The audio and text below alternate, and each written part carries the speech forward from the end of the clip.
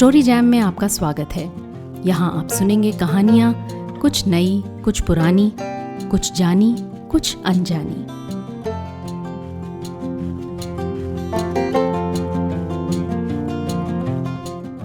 उन्नीस में एक किताब निकली थी अंगारे, जिसे 1 साल के अंदर अंग्रेज सरकार ने बैन कर दिया था। कारण, इस किताब में कुछ नौजवान लेखकों ने समाज के वो पहलू दिखाए जो सच तो थे, लेकिन एक तबका उन भद्दी सच्चाइयों के उघड़ जाने से परेशान था।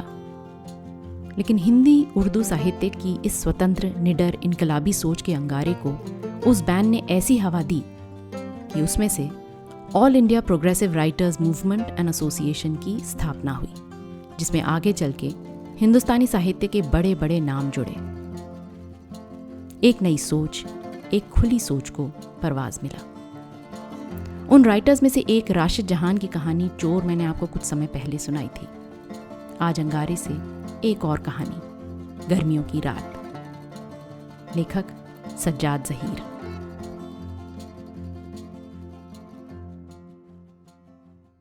मुंशी बरकत अली ईशा की नमाज पढ़कर चहलकदमी करते हुए अमीनाबाद पार्क तक चले गए। गर्मियों की रात, हवा बंद थी। शरबत की छोटी छोटी दुकानों के पास लोग खड़े बातें कर रहे थे। लौंडे चीख चीख कर अखबार बेच रहे थे। बेले के हार वाले हर भले मानुस के पीछे हार लेकर लपकते। चौराहे पर तांगा और इक्का वालों की लगातार पुकार जारी थी। चौक एक सवारी चौक, मियाँ चौक पहुंचा दूं?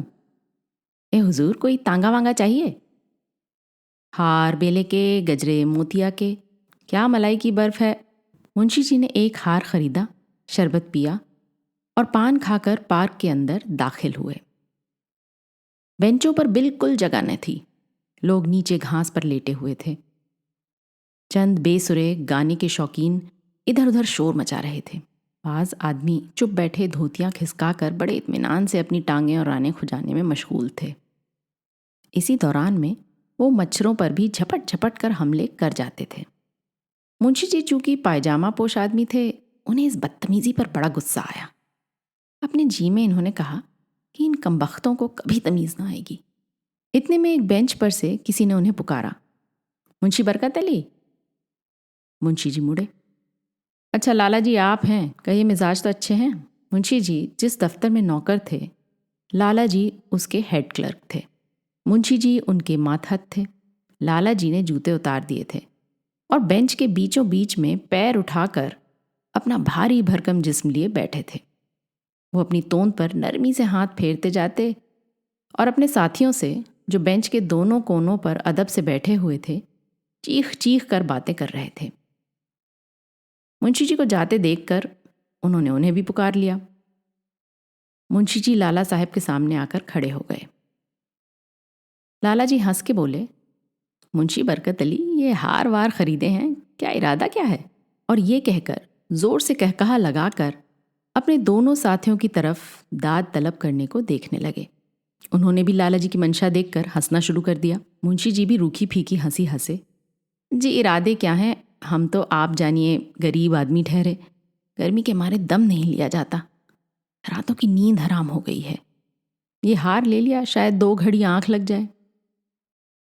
लाला जी ने अपने गंजे सर पर हाथ फेरा और हंसे। शौकीन आदमी हो मुंशी, क्यों ना हो। और ये कहकर फिर अपने साथियों से गुफ्तगू में मशगूल हो गए। मुंशी जी ने मौका गनीमत जानकर कहा, अच्छा लाला जी चलते हैं, आदाब अर्ज है। तो ये कहकर आगे बढ़ गए। दिल ही दिल में कहते थे कि दिन भर की घुस के बाद ये लाला कमबख्त सर पड़ा। पूछता है इरादे क्या हैं? हम कोई रईस ताल्लुकदार हैं कहीं के कि रात को बैठकर मुजरा सुने और कोठों की सैर करें? जेब में कभी चवन्नी से ज्यादा हो भी सही, बीवी बच्चे, 60 रुपया महीना, ऊपर से आदमी का कुछ ठीक नहीं। आज न जाने क्या था कि 1 रुपया मिल गया। ये देहाती अहले मुआमला कमबख्त रोज बरोज चालाक होते जाते हैं। घंटों की झकझक के बाद जेब से टका निकालते हैं और फिर समझते हैं कि गुलाम खरीद लिया। सीधे बात ही नहीं करते। कमीना नीचे दर्जे के लोगों का सर फिर गया है। आफत हम बेचारे शरीफ सफ़ेद पोशों की है। एक तरफ तो नीचे दर्जे के लोगों के मिजाज नहीं मिलते, दूसरी तरफ बड़े साहब और सरकार की सख्ती बढ़ती जाती है। अभी 2 महीने पहले का जिक्र है। बनारस के ज़िले में 2 मुहर्रिर बेचारे रिश्वत सतानी के जुर्म में बर्खास्त कर दिए गए। हमेशा यही होता है, गरीब बेचारा पिसता है। बड़े अफसर का बहुत हुआ तो एक जगह से दूसरी जगह तबादला हो गया। मुंशी जी साहब, किसी ने बाजू से पुकारा। जुम्मन चपरासी की आवाज़। मुंशी जी ने कहा, अच्छा तुम हो जुम्मन। मगर मुंशी जी चलते रहे, रुके नहीं। पार्क से मुड़कर नज़ीराबाद में पहुंच गए। जुम्मन साथ साथ हो लिया। दुबले पतले पिस्ता कद, मखमल की क्षतिनुमा टोपी पहने, हार हाथ में लिए, आगे आगे मुंशी जी और उनसे कदम 2 कदम पीछे साफा बांधे, चपकन पहने, कौवा हैकल, लंबा चौड़ा चपरासी जुम्मन। मुंशी जी ने सोचना शुरू किया कि आखिर इस वक्त जुम्मन का मेरे साथ साथ चलने में क्या मकसद है। कहो भाई जुम्मन, क्या हाल है? अभी पार्क में हेड क्लर्क साहब से मुलाकात हुई थी, वो भी गर्मी की शिकायत करते थे। अजी मुंशी जी, क्या अर्ज करूं, एक गर्मी सिर्फ थोड़ी है जो मारे डालती है। 4:30-5 बजे दफ्तर से छुट्टी मिली। इसके बाद सीधे वहाँ से बड़े साहब के यहाँ घर पर हाजिरी देनी पड़ी। अब जाकर वहाँ से छुटकारा हुआ तो घर जा रहा हूँ। आप जानिए कि 10 बजे सुबह से रात के 8 बजे तक दौड़ धूप रहती है। कचहरी के बाद 3 दफ़ा दौड़ दौड़ कर बाजार जाना पड़ा। बर्फ, तरकारी, फल सब खरीद के लाओ और ऊपर से डांट अलग पड़ती है। आज दामों में टिका ज़्यादा क्यों है? आज ये फल सड़े क्यों हैं? आज जो आम खरीद के ले गया वो बेगम साहब को पसंद नहीं आए। वापसी का हुक्म हुआ। मैंने कहा, हुजूर अब रात को भला ये वापस कैसे होंगे? तो जवाब मिला, हम कुछ नहीं जानते, कूड़ा थोड़ी खरीदना है। सो हुजूर ये रुपया के आम गले पड़े। आम वाले के यहाँ गया तो एक तू मैं करनी पड़ी। रुपया आम 12 आने में वापसी हुए। चवन्नी की चोट पड़ी, महीने का ख़त्म। और घर में हुजूर कसम ले लीजिए जो सूखी रोटी खाने को हो। कुछ समझ में नहीं आता क्या करूं और कौन सा मुंह लेकर जोरू के सामने जाऊं। मुंशी जी घबराए। आखिर जुम्मन की मंशा इस सारी दास्तान को बयान करने की है क्या? कौन नहीं जानता कि गरीब तकलीफ उठाते हैं और भूखे मरते हैं। मगर मुंशी जी का इसमें क्या कसूर? उनकी जिंदगी कौन सी खुद बहुत आराम से कटती है। मुंशी जी का हाथ बेइरादे अपनी जेब की तरफ गया।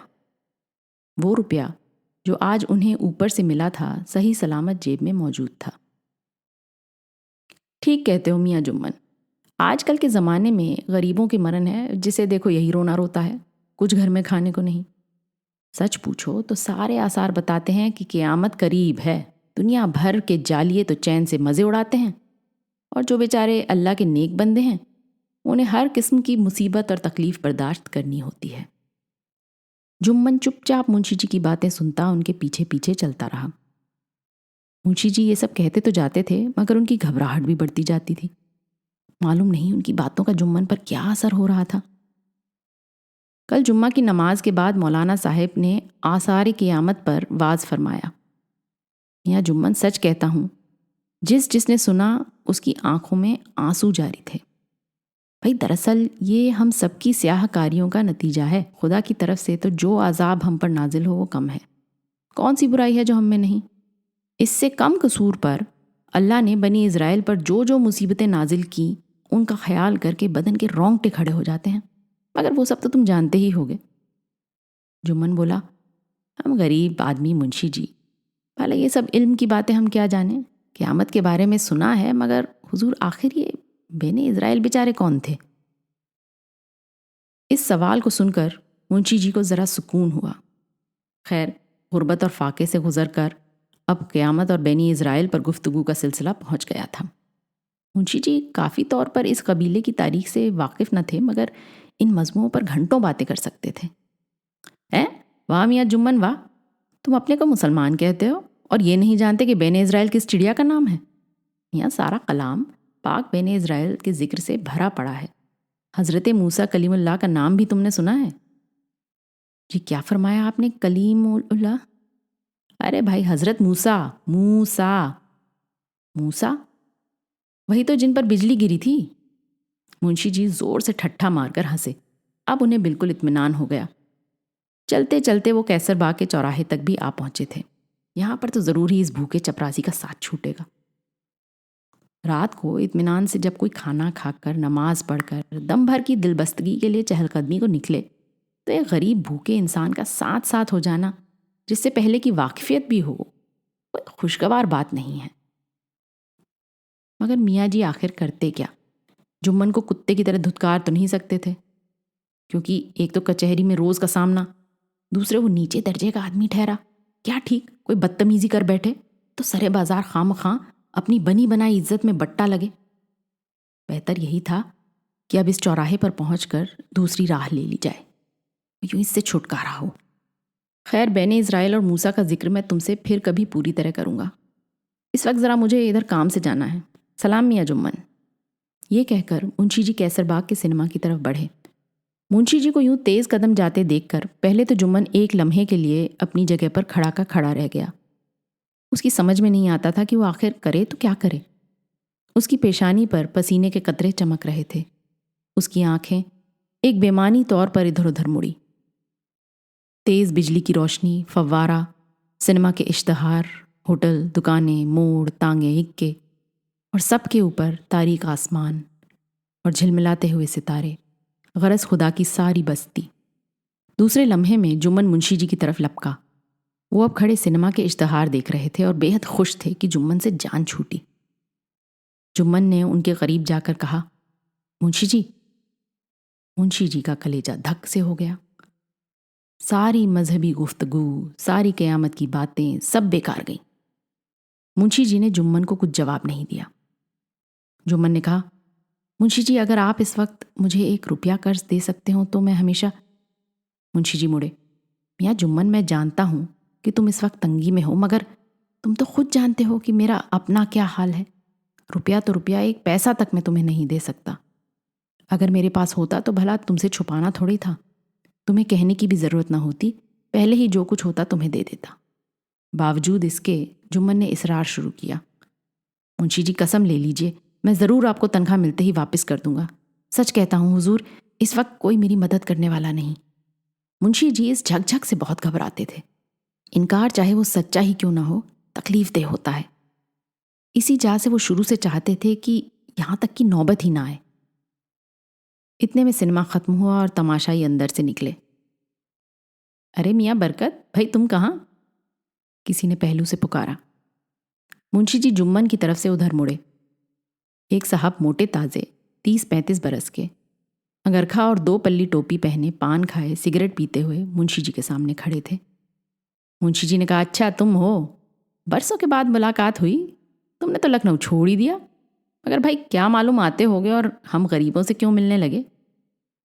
ये मुंशी जी के पुराने कॉलेज के साथी थे, रुपये पैसे वाले रईस आदमी। वो बोले, खैर ये सब बातें तो छोड़ो, मैं 2 दिन के लिए यहाँ आया हूँ, ज़रा लखनऊ में तफरीह के लिए चलो। इस वक्त मेरे साथ चलो, तुम्हें वो मुजरा सुनवाऊँ कि उम्र भर याद करो। मेरी मोटर मौजूद है, अब ज़्यादा मत सोचो, बस चले चलो। सुना है तुमने कभी नूरजहाँ का गाना? अम्मा क्या गाती है, क्या बताती है, क्या नाचती है। वो अदा, उसकी कमर की लचक, उसके पाँव के घुंघरुओं की झनकार। मेरे मकान पर खुले सेहन में तारों की छाँव में महफिल होगी। भैरवी सुनकर जलसा बर्खास्त होगा। बस अब ज़्यादा ना सोचो, चले चलो। क्या कल इतवार है? बीवी बेगम साहिबा की जूतियों का डर है? अगर ऐसा ही औरत की गुलामी करनी थी तो शादी क्यों की? चलो भी मियाँ, लुत्फ रहेगा। रूठी बेगम को मनाने में भी तो मज़ा है।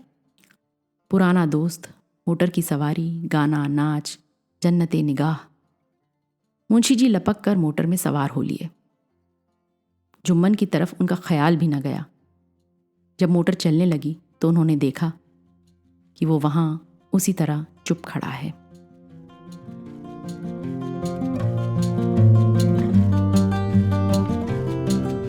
आज की कहानी आपको कैसी लगी अपने कमेंट्स ज़रूर लिखिएगा। साथ ही सब्सक्राइब कीजिएगा। आपके फैमिली और फ्रेंड्स में आप जैसे ही कहानियों के शौकीन कदरदान और हैं, उन्हें ये कहानी व्हाट्सएप पर फॉरवर्ड करें। अगली बार फिर मिलेंगे एक और कहानी, लेख या कविता के साथ। तब तक अलविदा।